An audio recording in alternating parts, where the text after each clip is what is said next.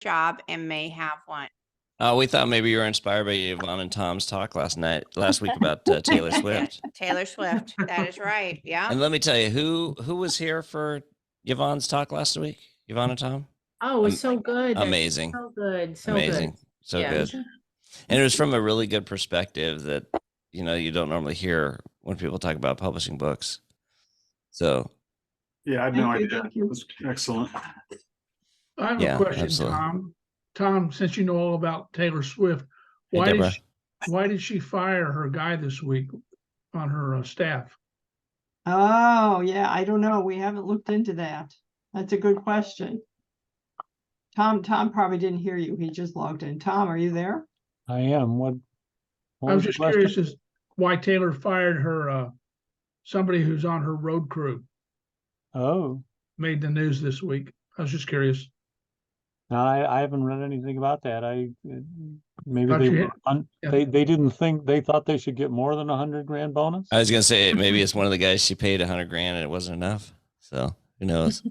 Hey, Deborah. How are you? Morning. Oh, All right, guys.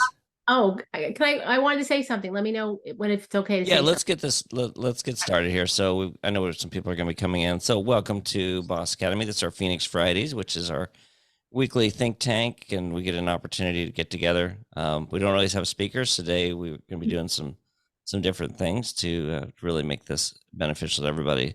Let's go ahead and open this up. Deborah, you've got something you want to share? I do. I want to talk about the collaborative articles, right? The amount of money that LinkedIn has put into this. I am trying to get a top badge, and a top badge is if you have enough contributions and enough votes, they'll give you a top badge, they say. So what I wanted to do is just put the link in the chat. And if you can vote, that would be wonderful. It would help me a lot. So I'll do that in a few moments. But I had a conversation with someone and they said, well, they spoke to someone at LinkedIn, one of the product people, and they said, well, unless there's 50 contributors in each category, you can't get a top badge. So I don't believe any of it. I think that LinkedIn gives the top badges to whoever they give the top badges to, and they keep moving the goalpost. So it's like, well, you have to have a contribution. Okay, I did that. Like, oh, you have to upvote to get upvote. Okay, I did that. Now there has to be 50 people in a category. So if I'm going under executive coaching, there has to be at least 50 contributors. I think they give it to who they want to give it to, and they don't. I just wish there was somebody in this group that were a brilliant mind about LinkedIn and was stayed up and on top of everything. Yes, John Keel. And I just want to say that I forgot what I was going to say, but people get top badges. I've seen people not even contribute. I am, but I can opt out. What's happening? Okay. What can you do, Dr. Brian? What'd you say? Okay, I think he's on a call. Oh, he's on mute. So I'm just going to keep doing it so I can say that Okay. I did, but I just don't. I think they just keep moving the goalposts. That is my honest assessment. John, what do you got, buddy? What do you know about Well, this? they move the goalposts in many things, Deborah. Yeah. And I just say there's some major changes coming up, and the LinkedIn Algo report number 5 is coming out in late September. I'll be talking a lot about what's going to be in that in my next event. Okay. And there are a number of things going on, and no real major things, although we are seeing, and this is all indicated by data, posting and commenting, the exposure you get and who sees it. I'll just say that it's so important to build your network. And I'm not necessarily saying connections, but followers, because your content's going to be seen by more people. There's a preference for doing that now. Okay. I've sat in on 2 different presentations about LinkedIn recently, and one guy said that we should make, his suggestion was make 20 contact requests a day, well, 80 a week. And I started doing what he said, and I've seen such a big change in following, and they started posting on other people's sites, and it's just been stunning the change that's happened within a week. Yeah, that's great. Teresa, just letting you know, John Keel is our resident LinkedIn expert, and he hosts a 3-day workshop every month that is stellar. Well, every other month. stellar. He gives see. away more information, insights, and he's got a lot of inside connections that are people that are really testing this and verifying Yeah. things. So when he shares information, it's definitely something you can take to the bank. But that's great to know. John, I when is signed- your next workshop? I signed up. September 5th through the 7th, and I'll put the link in right now. Yeah, please do. So I did sign up for relevant- that.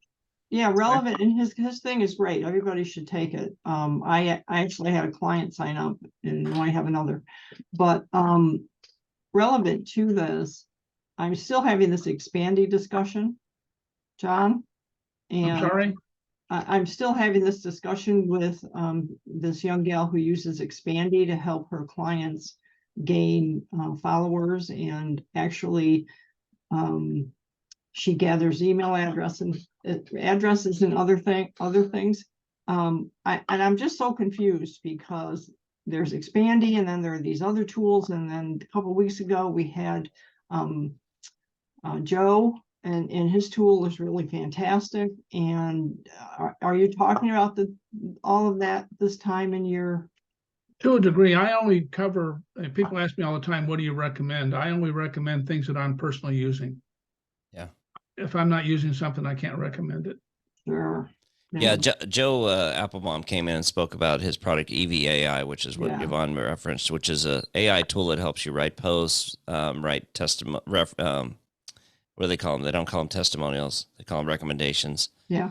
And it's a really neat little product. I mean, obviously, it's not a set it and forget it, but I used it to write some really great references, and then also some responses to people's posts. And it's $26 a month after you get past the trial period, or $180 a year. But I think it's a product that's really well worth it. Definitely worth it. Yeah, that's What's the name very of well it again? done. What's that? What's the name of it? Of what It's you're called mentioning? evai.com is the website. If you want, I can share a recording. EVY.ai. Yeah, it's Um, great. I love it. I use it. I love it. And I get responses because they're so well thought out. Yeah, Okay. I mean, I edit every single one of them. There's always something that I want to change in it, but yeah, for the most part, it's really phenomenal. But I will send a recording. I'll see if I've got the link. I don't know if I already have it up on the YouTube, and if I do, I'll post it here in the chat. If not, I'll send it to you. It's our That's on-demand kind of what content. Yeah, it's not I'm up trying to there. recommend this girl switch from Expandy to Joe's EVAI. So Yeah. All right. Who has anything else? Anybody have anything else that's going on in their business? Any questions? Any struggles? Any updates? Brian Gregory, where are we with the Yes Connect and Yes Pack and all that? Boy, there's a loaded question. So many things going on, so many moving parts. Yes Connect, we just had another one. It was awesome. Those of you who were there, you know. We people came, many laughs were had, and prizes were given away. Oh, who was the last prize winner? Well, let me see. Oh, none other than the great and wise Catherine Williams. Do not bet her in trivia, guys. Do not. No, do not. Yeah, trust me. The woman is a beast when it comes yes, to trivia. she is. Well, yeah, but tried. Brian, do you know she practices trivia when she's not doing trivia so she can be ready for Yes Connect? I need the I- clip notes. I need like the study notes for your questions. Man, That's the last one was tough. What did we pick? Movies. We picked the Simpsons. We picked, I don't know, we picked all kinds of stupid, crazy she keeps winning. So I'm a nerd, you guys. I'm just a movie nerd. Awesome. well, I'm afraid to pick math or something. You'll probably do better, you know. Actually, no, I wouldn't. You probably should. By the but way, you're our right, next one write that is down. the next Yes Pick Connect. math, and I'll get my wife to sit with me. That'll be good. Yes. You pick said meth? Was that meth or math? I didn't hear. Math. Okay. All right. MATA. So on September 5th at 1:30 Central Time, 2:30 Eastern, that ends up being 11:30 Pacific, 12:30 Mountain. We're having the next Yes Connect. Brian and I have a lot of fun with this. We'd like to get more people on there because the networking is really good. and we've heard feedback from people that it's one of the most fun and most impactful networking events they've attended. We don't do the forced breakout topics. We don't, force people to do introductions, and then we just really want it to be all about, let's have fun, but then let's get serious about business. So we encourage people to actually talk about their business. What a refreshing idea, Brian. So, And I was on a networking meeting. They spent the other day, they spent 10 minutes telling us not to talk about what we do. And I just honestly, I got so sick of being told what to do. Just being told what to do for 10 minutes is annoying enough. But in a networking meeting, it's almost impossible not to say what you do. I don't know how you talk about anything else, to be honest. If you're networking, truly networking. well, that's why you need those I breakout don't topics, so you got understand something to talk about. Yeah, don't and understand Yeah. the I want purpose. You're everyone. not talking about your business because we're not going to be fishing buddies, right? I mean, there's very little Probably. chance that most of us are going to interact in real time unless we're in the same cities and locations with each other. So Mhm. the whole purpose of this is to each make business connections that help each other out. So I don't know why you wouldn't talk about your business, because that's the only way that the people you're talking to can figure out who else you need to talk to. Yeah. Mhm. Yvonne, you were starting to say something? Yeah, the variety of people that show up so far, the ones that I've attended, are outstanding. I mean, there's Yeah. some really phenomenal people that are attending that you get to know and get to meet that you're not going to meet anywhere else, I promise you. And I had to leave early last week, but I'll be there next time. Yeah, Brian and I, when we started this, we both had the same frustrations with a lot of networking groups. We jokingly say at some of them, you kiss a lot of frogs. In fact, do you have your little frog with you, Brian? So Brian sometimes will send me a picture with him and his frog. So one of the things that was important to us, we wanted to make sure that the quality stayed high. And part of that is we make people go through the yes test beforehand. So there are Yeah. people that are serious about business, and there are people that have a certain level of savvy. So I think that that's why you're seeing a little difference in the quality of on. We hope that continues to be the case. So I think Brian, it's you got great. some other updates to share on YesPack and where you are? Yeah, this is a big one. We've been working on this one a while. So if you know anything about what we do, you can subscribe to this thing called YesPack for $89.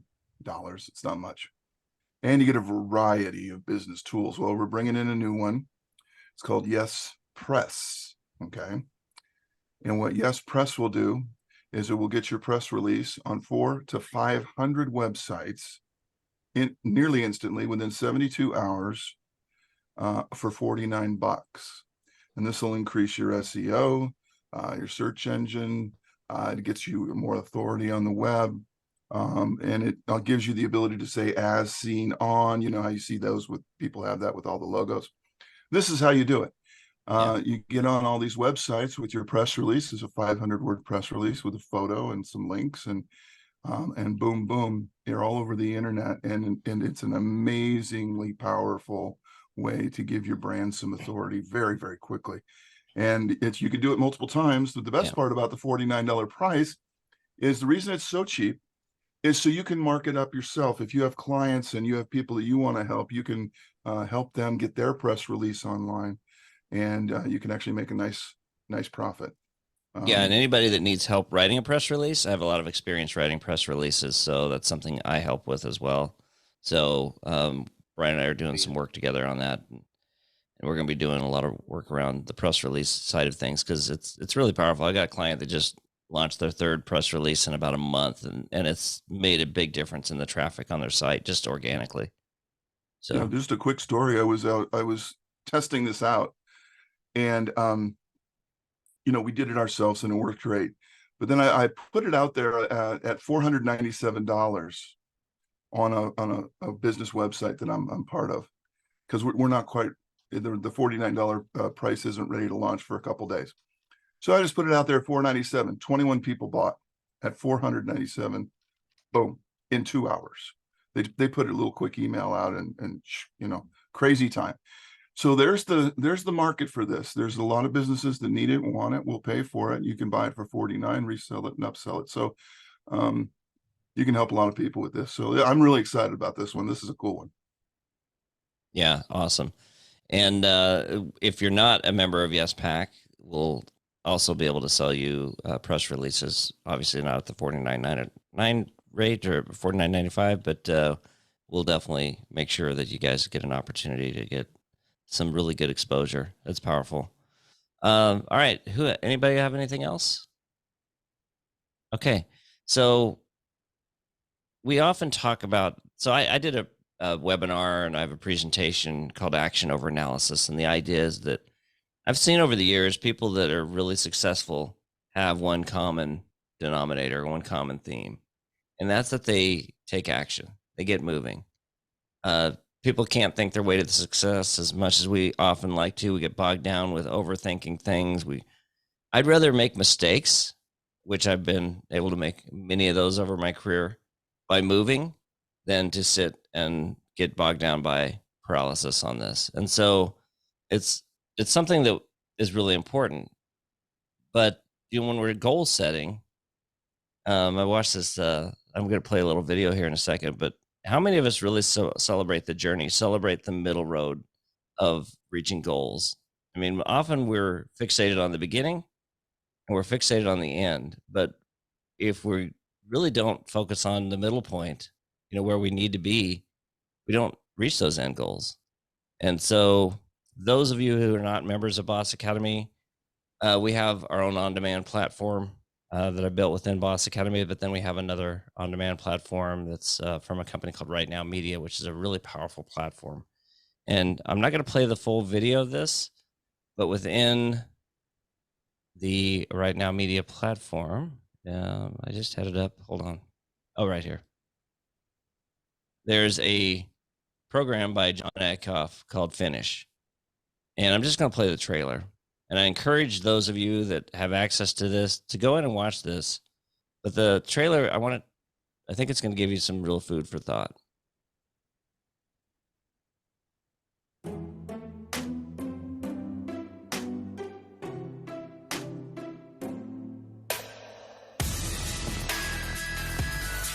%92 of all New Year's resolutions fail.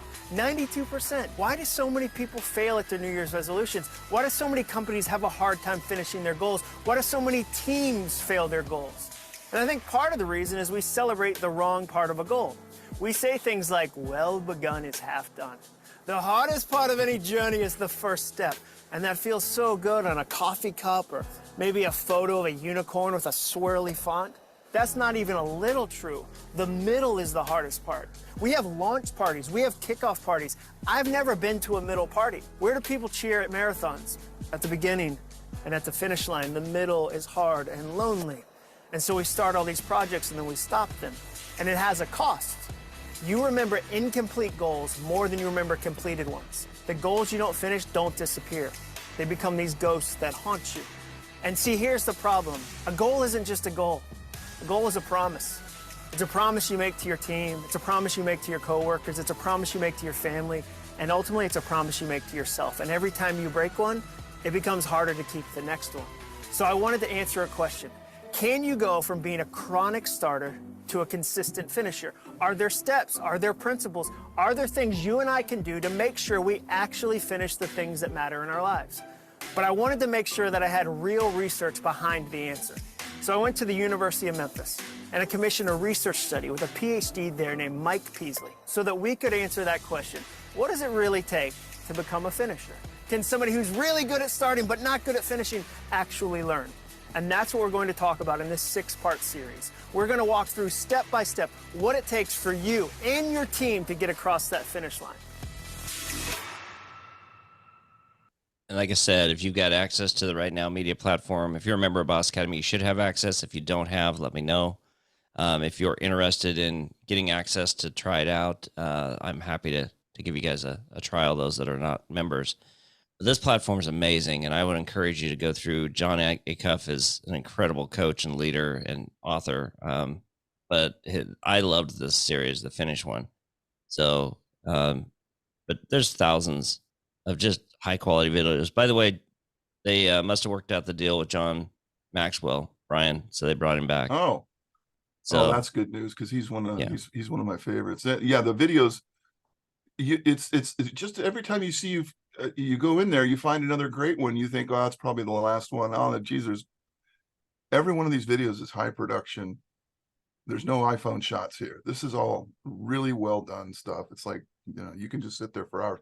And then the best thing about it, no one's trying to sell you anything. You go to YouTube, it's a sales pitch. This is learning. Yeah, it's amazing. So let's think about this idea though of we focus on movement, we focus on getting started. When we have a goal and we reach that goal, we often celebrate it. But what happens from beginning to end, and how do we keep ourselves motivated? Do any of you ever celebrate milestones within a goal? And I think that's an important conversation to have, because as an entrepreneur, sometimes we're distracted by a million things, and we set a goal out of thin air. Sometimes there's real thought behind it, but a lot of times we come up with numbers based off of where we want it to be, and we haven't really determined if it's reality. And so we get to moving, and then all of a sudden we're not reaching our goals, and we get frustrated, and we either give up or we end up with something much different than we started with. John, you had something? My dad, when I was in high school, moving towards my Eagle badge in Boy Scouts, he gave me this statement that like his dad gave him. And it says, you can't steer a parked car. If there's no action, and I see it with my members all the time on LinkedIn, they have certain things they want to do, but they aren't doing the little 30 minutes a day activities, and they don't have it. Secondly, they don't have it calendarized. I learned another term called having integrity with your calendar. Yeah, and well, you've got an engineering background, and you obviously are somebody who's very regimented with what you do. Well, what are some of the things you do to make sure that you are tracking those steps and making sure you just keep on that path? Well, I it's on my calendar 7 days a week. I have a 30-minute block, and early morning, and I've got a list of things that I go through every day. And going back to, I think it was Teresa you were talking about. Who was talking about the requesting connections and likes and so on? I can't remember. It might have been Teresa. Yeah, it was Teresa. Doing that over 90 days. It'll be unbelievable. But this is no different, I think, than any type of goals that we set. If we're consistent in our activity and we have integrity with our calendar, it's going to get done, and the results will come. Yeah, who in here has heard that it takes 26 days of an activity to establish a habit? Sure. I don't think that data is true. Jeffrey Queen, you've actually done some. Are you still there? Maybe he's on mute. Maybe he stepped away. But there's been plenty of studies and other things that have proven that it takes much longer to actually establish it as a true habit. Linda says 40 days. Jeffrey, you did some research around this. On what now? On setting habits, doing something on a daily basis. Aren't you the one who told me that you had? Maybe I'm mistaken. Never mind. It wasn't you. I haven't done any research on setting habits unless they're bad habits. I got plenty of those. It must have been another Jeffrey Queen, but it's okay. So 40 days is what you've heard, Linda. But I've seen myself even do something for 40 days. It just takes me a couple of days to get off. Yeah. If I go on vacation, I was doing this program where it's a 6-week thing and you do it every single day for 6 weeks. Went on a cruise for 10 days. It was like a brand new world. Totally forgot everything that I'm supposed to be doing. So I'm the worst. I think you can never give it up. Maybe you can give it up for one day, but that's it, man. You can't just jump back in. Now, does anybody in here put things on their calendar and then find themselves pushing them off? Yeah, I'm guilty of that. Yeah, all the time. That's why to-do lists are a really dangerous way of living. If you live by your to-do lists are important. I mean, there's no question. But what happens with a to-do list when your day is busy? Well, you move it to the next day, and you move it to the next day, and you move it to the next day. Eventually, those items lose psychological importance to you. It doesn't mean they don't need to get done, but you've basically convinced yourself that is not an important task. So every time you move that, it's got diminished in terms of quality. So I do have a rule around that we've worked with. You want me to tell you that Yeah, one? please. Oh, Yeah. yeah. I worked with I've worked with a lot of productivity people. Still not working. But anyway, what that rule was is you can only move something twice. And if it's one-to-ones, like you're meeting one-to-one with someone that you work with all the time and it's a weekly one-to-one, you can move it, but you can't cancel it. And it has to be within the week. If it's Yeah. something that you're holding you responsible for on the one-to-one, you can move it twice, and then you either have to do it or dump it because you're not committed to doing it. So that's, the third time, that's your decision making because it's delayed decision making. Yeah. Yeah. Yeah. And I think we sometimes get bogged down by automation too. I had a boss who his philosophy was you only touch things once. And so he would print off to-dos. He had this basket. He would pull out an item. He'd do it. And then he'd move it to the done pile. And Brian Gregory used a very manual process to track all these networking events and all these calendars. You're using a spreadsheet, right? You track a lot of these things.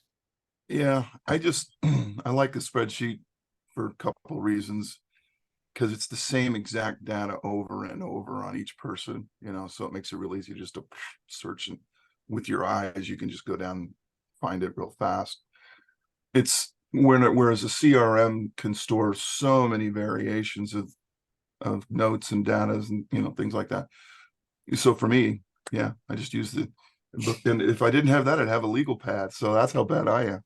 Yeah. Well, being somebody that ran a sales consulting agency, and I was a outside salesperson for years, and then a sales leader for years, I can tell you that CRM systems are great for tracking all conversations, all emails, but they're horrible when you have to go back and find something and reference something. I mean, we probably all experienced it. If you're using a CRM system for something and you've had 20 conversations with something and you want to go back and find something, it's really challenging. So these are the things that I think many of us deal with on a daily basis. I had something else I was going to ask about that. Anybody have any thoughts on productivity in terms of the spreadsheet? Like I have a spreadsheet for different tasks, but what I do is I have one column that has done, like completed and not completed, and I have it in red, like uncompleted in red, and then it changes to green when I've done it. So that's like staring me in the face. It's like a little mind trick, I guess. And this call started off with Catherine and I talking about managing multiple inboxes. Who in here uses multiple inboxes? I mean, I've got 5 different email accounts that I manage, and Catherine, you've got several yourself. By the way, she found your email, Brian. So we're good there. Oh, good. Good. Multiple inboxes is the worst. Just there saying. You go. It's hard, and it does become. I mean, I've thought about hiring a VA just to manage my email accounts. So for that very reason. Teresa, you had your hand up. Did you have something? Then we'll come to you, Linda. Well, I was wondering if the question could be a little bit different. In terms of the middle, I do keep a list, a to-do list, but the thing I'm thinking of is what inspires you and what doesn't inspire you. What stuff are you getting done on your list? What stuff do you push aside? And is there meaning in that in terms of what you push aside? So I finally wrote a post, and for the longest time I thought it had to be related to the trainings I do, but it wasn't inspiring me to write what I wanted to write.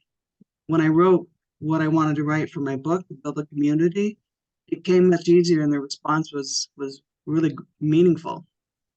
Yeah.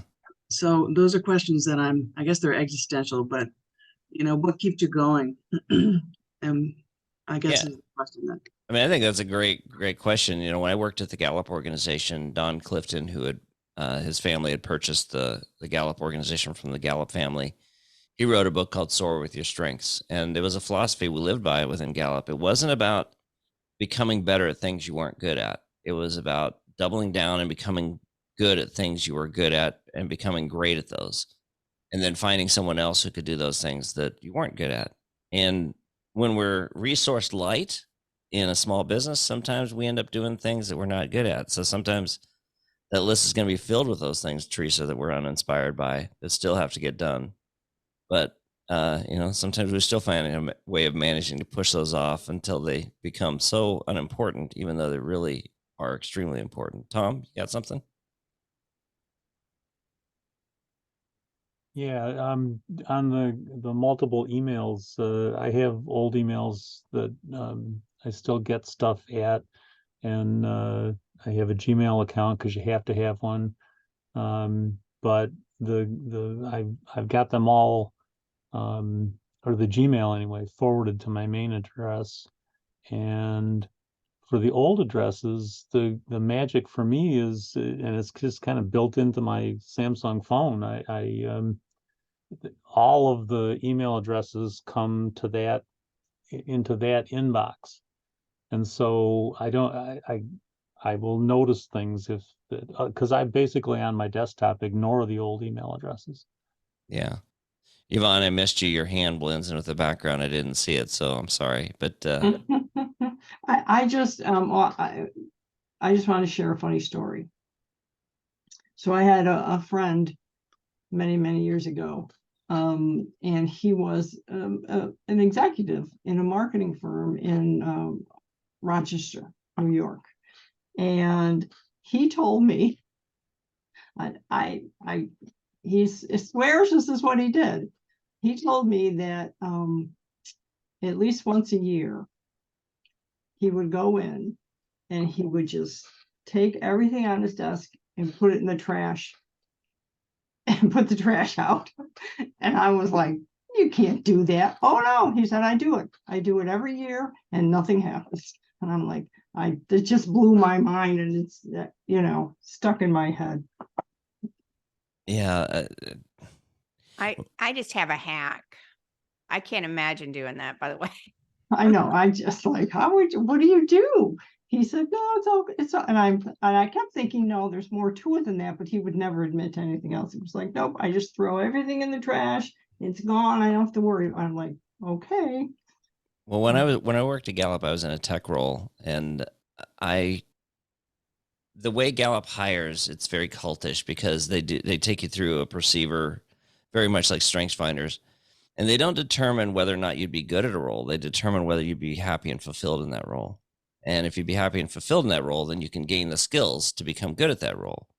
And so I was in a tech role that I was very good at, but I became obsessed with making sure that I was doing everything I could to be successful in that role and working crazy hours. And I mean, there was many an overnight I pulled there, but when it came to deadlines, I was obsessed with hitting deadlines. And I worked with this woman she was light years ahead of most of us. She was really good at what she did.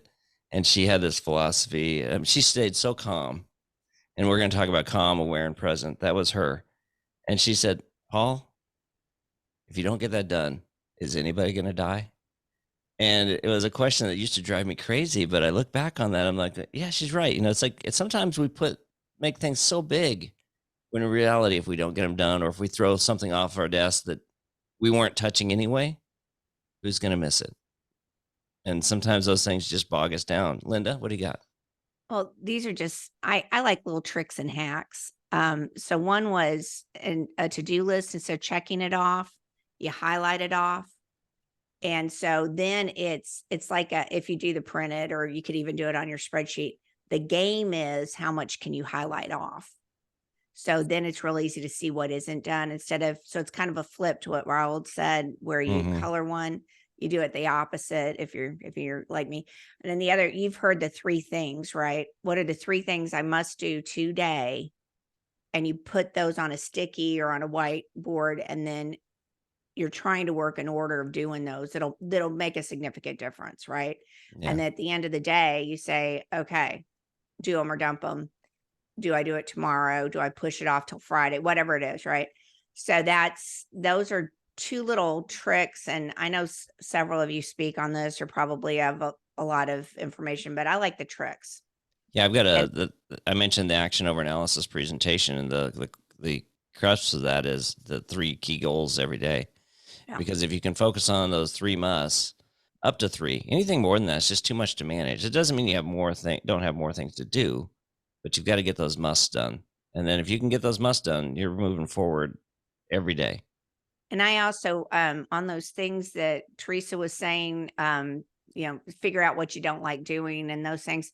There were some things I had to do, made some calls and stuff. And so I went to the teacher store and got stickers. And when I did well, I just, you get a smiley sticker, a cheerleader sticker, whatever it is, and you get to put 3 on the thing. And then one other thing I did was a United Way thermometer kind of thing when I was looking for revenue goals.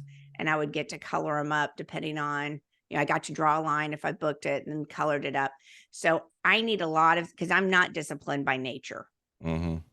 So I have to have the tricks, and that's okay. And I think that was the hardest part, was you've got to do something that works for you, despite what all the people say and despite all the tools you can use. If you find tricks, share those with other people that need the tricks. Yeah. And I love that. And by the way, I want to thank Linda and David and Michelle Molitor's not here, but they had done beautiful testimonials. I'd interviewed Linda and David and pulled questions that they gave answers to. So on bossacademy.com, if you go take a look, Michelle did an amazing testimonial, and Linda and David as well did. And David Schneer knocked his body language presentation 2 weeks ago out of the park. That was phenomenal, buddy. Well, every one of us should do a testimonial for you. You do so much for us, and you've connected us. So yeah. I appreciate that. And I would accept that in a heartbeat. Tracy, what do you got? Let me just unmute. Hi. So a couple of little things, kind of along the lines of what Linda was talking about, like rewarding yourself with a smiley face. So I used to hate downloading my dishwasher. I don't know why, but it was like, I didn't mind doing the dishes or like filling the dishwasher or doing other chores. But for some reason, that chore really got under my skin. So I did something kind of silly where I started paying myself $5 for every time I downloaded it. And then the week, so if I had like $35, it was like, that was the money that I was going to spend on something that I really wanted or I really needed. But what I found is that after the first 2 weeks or 3 weeks, I didn't need to do that anymore. Like I gave myself this reward, but then it turned into something that like I ended up systematizing how I download the dishwasher, and I didn't even need to reward myself because I started liking it, I guess. Well, I think you need to expand that and pay me that $5 every time I do it. So the other thing I wanted to share is that on my whiteboard, I have not only like what the goal is, but what that very one next step is. Like I'm always breaking projects down just to that one next step, that one step that's going to move the needle. It doesn't even matter if it's just an inch or a half an inch. And then last but not least, the thing I wanted to share is that I co-host a podcast in the franchise world. So the one person who said something that to this day is the most impactful thing I think I might have ever heard in my life was this guy, Rick Porter, who started, I forgot the name of the franchise, but don't tell anybody. Meanwhile, what he said was that he runs towards fierce challenges. I mean, he was also trained in the military, but imagine that. Like I tell myself that every time I have something hard to do. I had 2 difficult things I had to do this morning. And I kept saying that as a mantra over and over: run towards fierce challenges, run towards fierce challenges. So those are the 3 things I wanted to share. And let me add something to you about your whiteboard tip. I think that's wonderful, having that next step. But another great exercise is to write why you're emotionally tied to that task. Yeah. Not necessarily ignoring the fact that it needs to get done, but what's the emotional tie? What's the emotional damage if you don't get it done? So it's powerful. Good. Teresa? This Linda, I love what you said, by the way. I really related to the prioritizing and the I saw that presented to me once, and it really makes sense. It seems like this discussion is really about being overwhelmed by all the stuff on your to-do list versus decluttering. And so part of, scratching things off your list and doing it in whatever way works for you, you're breaking things into manageable parts, which is sort of the antidote to being overwhelmed, is breaking things down in a way that doesn't feel so overwhelming. Yeah, And then I love that. And then you can move. Well, the decluttering is a great word. And I think that's something that I know when they say that a lot of really highly intelligent people have messy offices. But when my office gets messy, I feel very stressed about it. It creates a level of anxiety, even though it tends to happen a lot. Carolyn, what do you got? Sorry.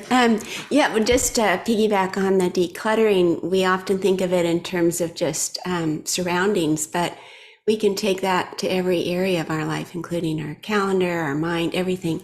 But what I raised my hand about was I owe you a testimonial, Paul. And my question is, you were mentioning video. Do you want video, or can we write them, or what's going to work for you? I would take both. I mean, video is very powerful, but I mean, written testimonial is fine too. I mean, I have gotten both from several people, and I there's different uses for them. But yeah, both would be valuable. But if you only want to do one, I'll let you choose what's easiest for you. Some people are less comfortable on video than others. Thank you. Jeffrey?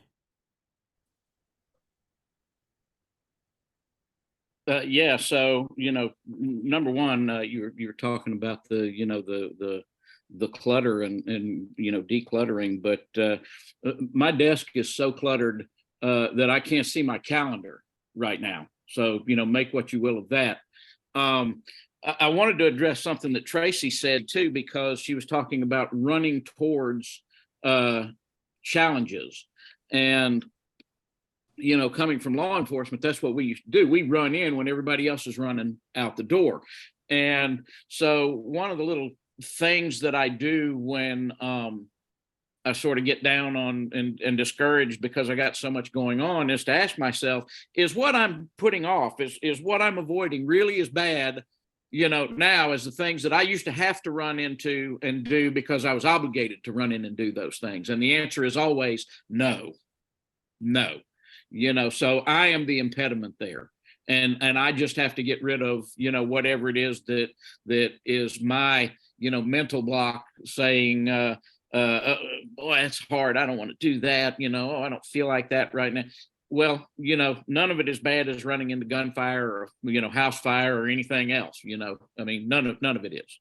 And so, that's just my perspective there on overcoming those little challenges there. And when I was very new in my career, I went to a seminar. It was called Street Survival. And one of the things that they gave us when we left was a little card. And on one side of the card, it had the Miranda warning that we all see from TV. But on the other side, it reminds you, it had all this positive self-talk stuff. I can handle this call because I am well trained. I'm in good condition. I have all of the equipment and resources that I need to handle this call. I have done it before and survived, and so I sort of remember all of those things whenever I've got another challenge too, I love that. And none of those are nearly as bad as, the things that I, had to do in my other career. So, that's just the little motivational thing that I do, and it makes running towards the challenges much more easy. I love that. And you said you couldn't see your calendar.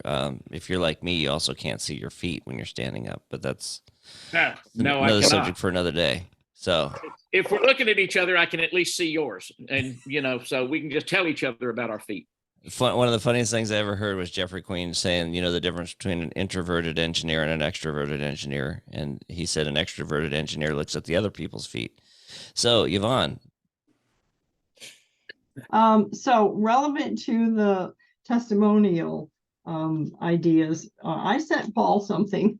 Was it this week, Paul, that I sent you that little video? Did you get to see the video that so my daughter. Oh, I don't know if I saw it. Okay, so you may not have seen it. It was from Instagram. Oh, yes, I did see it. Yes. All right. And it's really I think would be a really neat way to support Boss Academy. And here's how it happens. So if each of us participated, for instance, and I don't know how they did this, so someone else would have to organize it and manage it and figure it out. Each person made a video, but what they did is they held a little toy or something in their hand and they threw it to the next person. And then the next person's video came up and they caught it. Wasn't even the same thing, because obviously they're not throwing the same thing at each other. But the point was they each had something specific to say about the topic they were doing. There were like, I don't know, 5 or 6.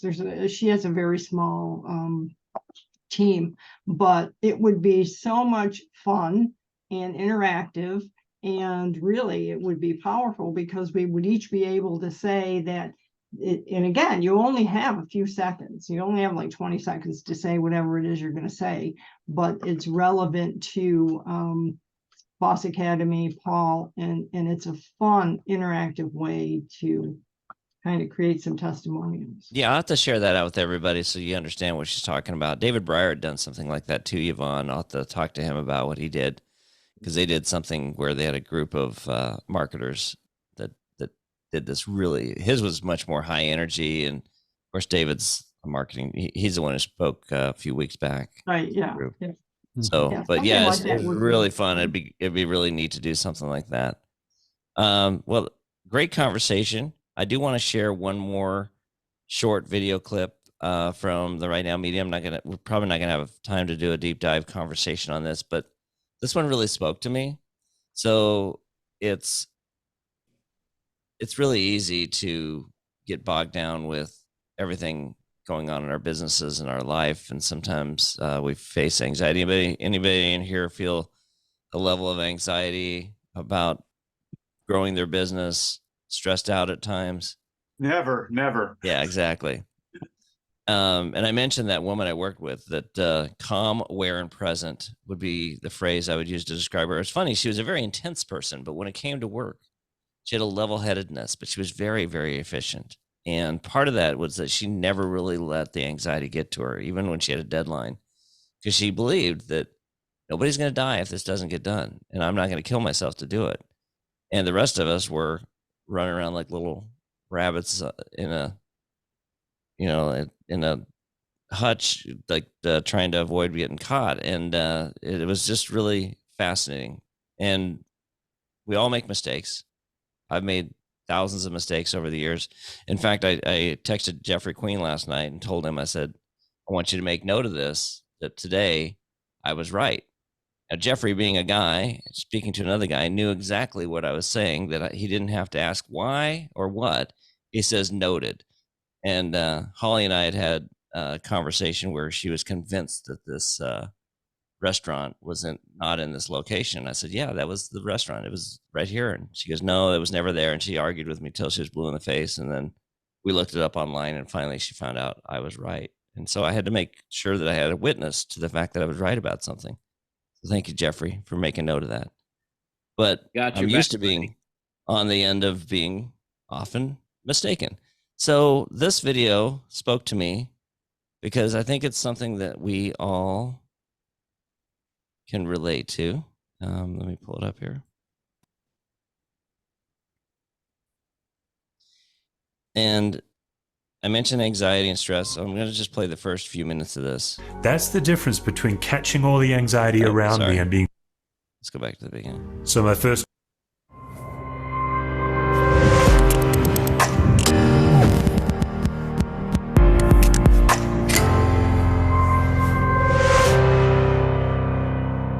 And I want you to notice what it says there, yours and theirs. Think about, we're stressed and we're sometimes facing anxiety in our businesses, but we don't often think about our clients and the people we're talking to about their anxiety. And so are we adding to that? Are we helping address it, helping alleviate it? And there's a lot of things that we sometimes do that are so focused on serving ourselves that we forget that our job is to help alleviate some of their stress and anxiety. So my first job out of college, I was a trauma and hospice chaplain. I'd been married about a week. In fact, the last day of my honeymoon was my first day doing an overnight shift in a hospital. If you've ever watched hospital dramas, you see those medical residents just working round the clock, sleeping at the hospital. What those TV shows don't show you is that not only do medical residents do that, but chaplain residents do it as well. I'd never seen a dead body before then. I had no experience with grief. And I just assumed, I guess, that they would show me what to do. But it turned out that their whole model of education was to intentionally not show you what to do, but instead to plunge you into it and then spend time every day debriefing and then plunge you back into it. So my first morning on the job, I had my overnight bag and I was wearing 4 different beepers. This is back in the 1990s where we all had beepers. And I remember I couldn't keep all the beepers straight. I didn't remember which one was which. As the chaplain supervisor was touring us new residents through the hospital, one of the beepers went off. And I remember looking at Randy, the supervisor, and saying, which one's the blue beeper? And Randy said, well, that's the code team. You have to go. Now, again, if you've seen your hospital dramas, you know that the code team is the team with the crash cart and the paddles and the doctors and the nurses and everyone yelling, clear.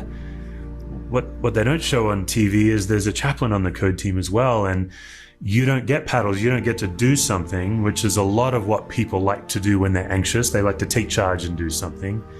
Your job as a chaplain is to sit with the family right outside the door. You can hear everything going on behind you and just wait and see what happens. So the code team beeper, I didn't know what to do. So I turned to Randy and I said, well, what do I do now? And Randy said, well, we're about to find out, aren't we? And I thought he was punking me because I was the kid. I was the youngest guy on the team, but he was very serious. And so I looked at Randy and I said, well, like, what if I make a mistake? And Randy said, this year, you're going to make hundreds and hundreds of mistakes. And with that little pep talk, that was all the orientation I got to being a chaplain. About 2 or 3 minutes later, I'm standing in an intensive care waiting lounge with 12 screaming people.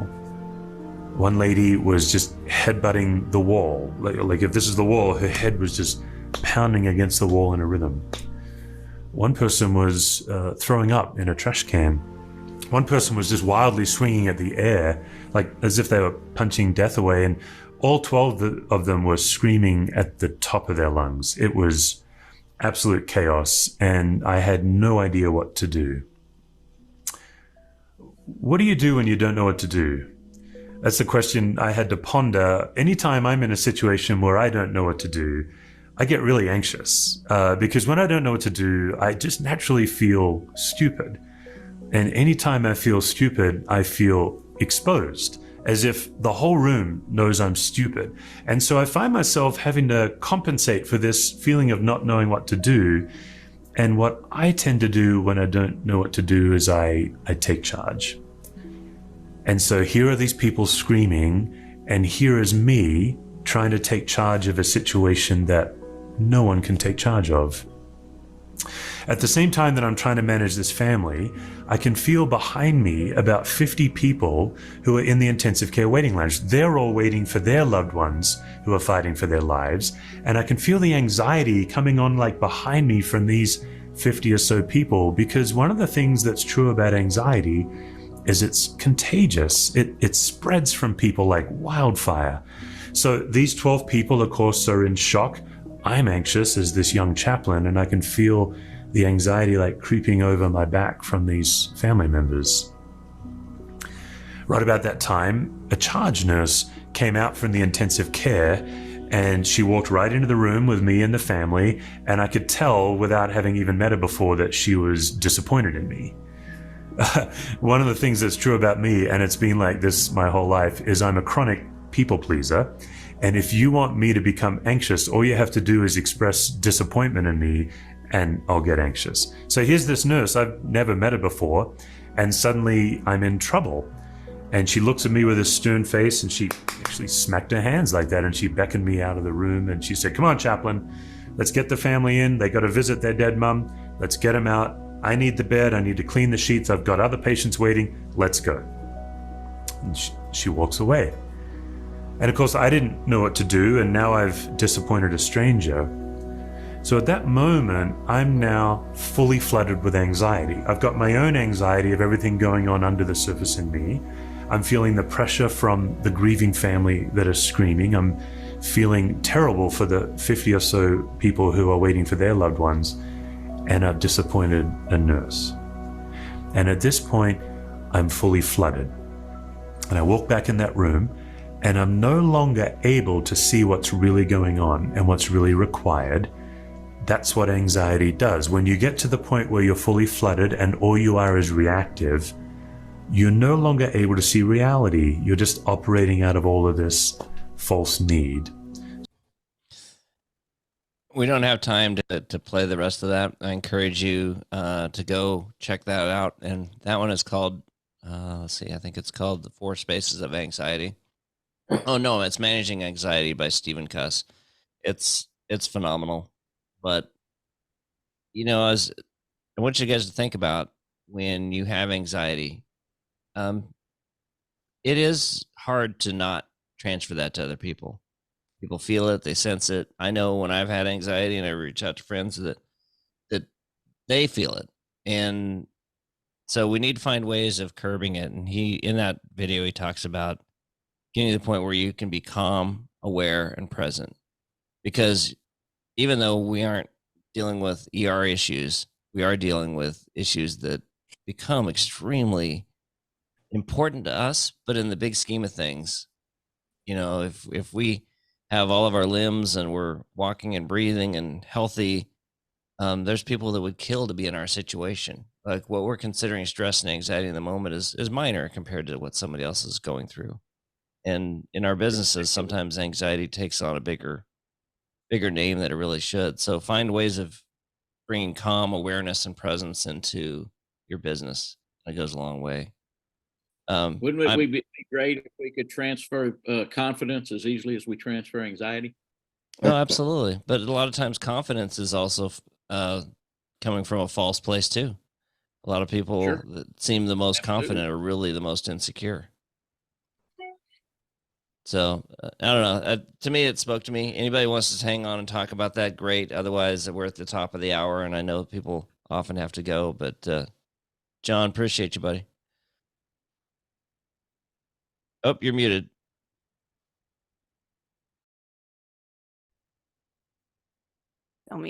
Still muted, John. Still muted, John. You want me to unmute you? It says ask to unmute. I don't think I can unmute you. There he is. Great call today, Paul. Thank you, John. Everybody again. Everybody have a great weekend. Appreciate you. And make sure if you haven't signed up for John's workshop, take advantage of it. We appreciate you, buddy. See you next week. Yeah, absolutely. So if anybody wants to hang on and talk about that topic, I'm happy to. But I thought it was interesting. He didn't pray. He's a chaplain. He didn't pray. I agree. 100%. I agree. Yeah. Well, I think he lost sight of where he was. Yeah. Well, I've done the same thing. Easy to do. Easy to do. Yeah. 100%. If I don't pray before I go on stage, it doesn't go as well. If I don't pray I hope they hear what they're supposed to hear, then takes it off of me. And whatever that is, maybe throw it up to the universe if that's not your belief system or whatever it is. But if I don't do it, it never goes well. It never goes as well. Or if it's going bad and I'm like in the bathroom, I'm like, what is not going well? And I'm like, you are not praying for those people. and that whatever that shift is, it doesn't get rid of everything. But I do know that if I have to be present and things aren't going well, it's usually I haven't given it over to something, Yeah. Not concentrating on the right things. I relate to what you're saying, and I really connect with you today. And for some reason, Linda, I really like what you've been saying. I worked in oncology with patients who had brain tumors. And wow. I don't think there were moments where I just felt helpless, and all I could do was pray. Yeah. It was the best thing I could do. And I did that a lot. I found myself doing that a lot. when I was with them, and then when I was not with them, I was still. I don't know how you could do your job without believing in something. It doesn't have Yeah. to be what I believe in, but something. I don't know that that oncology, you have so many bad times, so many bad news, and you see people even as they get well, they're getting sick to get well. It's tough, man. Well, I've used this quote before, but Lao Tzu, back in, I don't know, 640 BC or whatever it was, a Chinese philosopher had the phrase that if you are depressed, you're living in the past. If you're anxious, you're living in the future. And if you're calm, you're living in the present. And I think about that, what he just described there, being calm, aware, and present.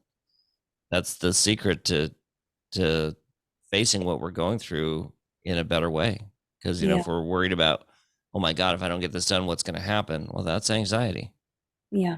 But Well, I told you time before, Paul, that that is that kind of chaos in the present. It always was my calm space. In the middle of those hot calls and things at the sheriff's office, that was where I was calm because I knew what I was doing and I knew I had that skill set to handle that, and I couldn't afford to worry about what I'd screwed up on something else. And I couldn't afford to be anxious about what might happen later. All I could deal with was the here and now, and that had a very calming effect on me in the midst of chaos.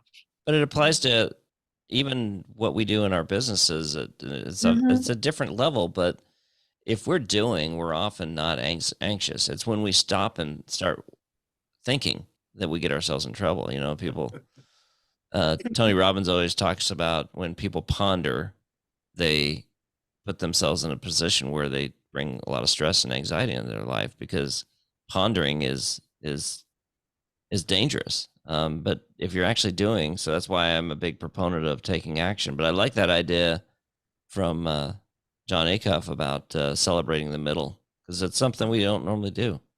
I liked his description of what the anxiety, how the anxiety happens, and he broke it down. And the thing that is, he was kind of vulnerable in saying what he did, which is when he doesn't know, it happens when he doesn't know what he's doing, and then he's afraid that other people are going to know, and then he feels stupid, and other people are going to know that he should know better. It's the self-judgment that comes into play. Well, when he said the 50 people behind him, he could feel that anxiety from them and it transferred to him. But you think about when we're falling short of goals or we're not where we want to be, and we think we're being judged by people around us that don't even know what we're dealing with half the time. And we let that anxiety be something that builds from nothing. Well, the question when I taught healthcare professionals, intuitively what I felt was that most are struggling with, how do I know that I'm doing this well? How do I know that I'm doing the job? And then we become outer focused. And so we look for outer signs. And that can be a slippery slope if you're living that way. Yeah. If someone, if I'm not making, as a psychologist, I mean, if the person doesn't leave feeling better, am I bad? Am I bad at it? Did I not do well enough?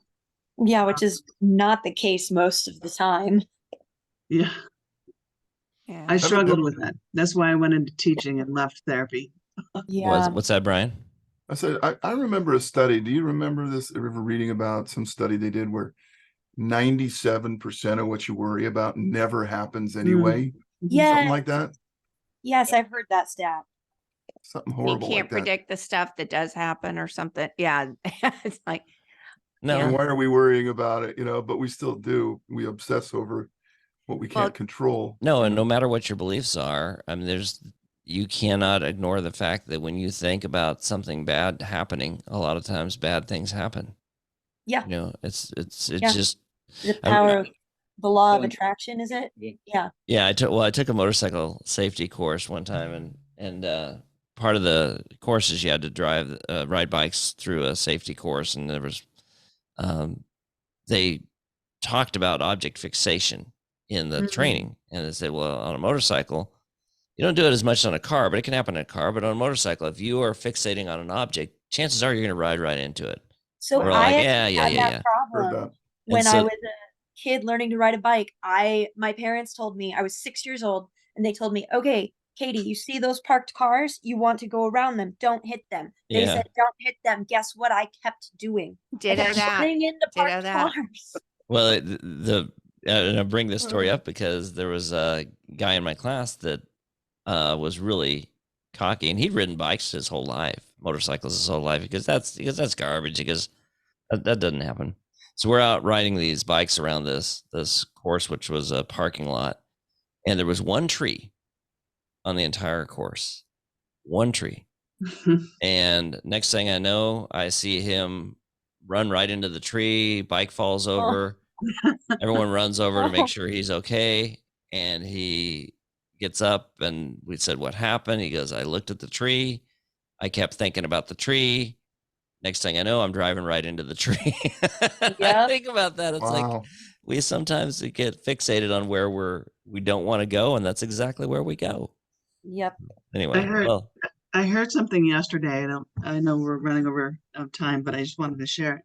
There's a guy named Gilliam Ware. He's from France, and he did a presentation, and it was very deep. And one of the things he said that I think people here could relate to, he said that he goes through all kinds of. He goes, we're always in the process. We're not a project. We're always in the process of growing. And one of the ways, so you're not alone with your thoughts. I mean, the question is this the right way of thinking? Am I making an impact? Is it going anywhere? Am I doing a good job? Are we on the right path?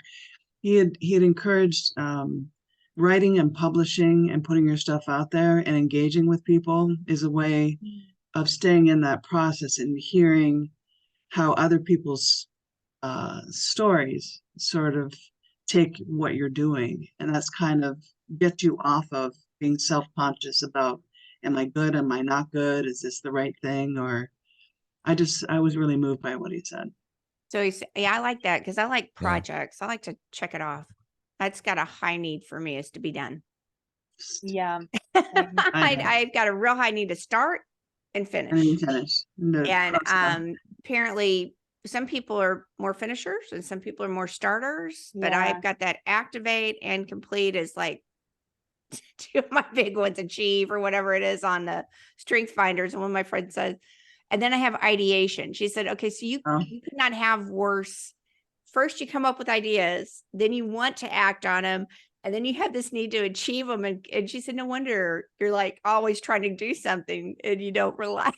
So I've got to ideate a way to achieve peace. So that's what we'll work on. But anyway, y'all have a great week. I will touch you there. And she may have a job by now. So fingers crossed. Awesome. Colorado Springs. I'm going to stop the recording. That would be a bad place to go visit her.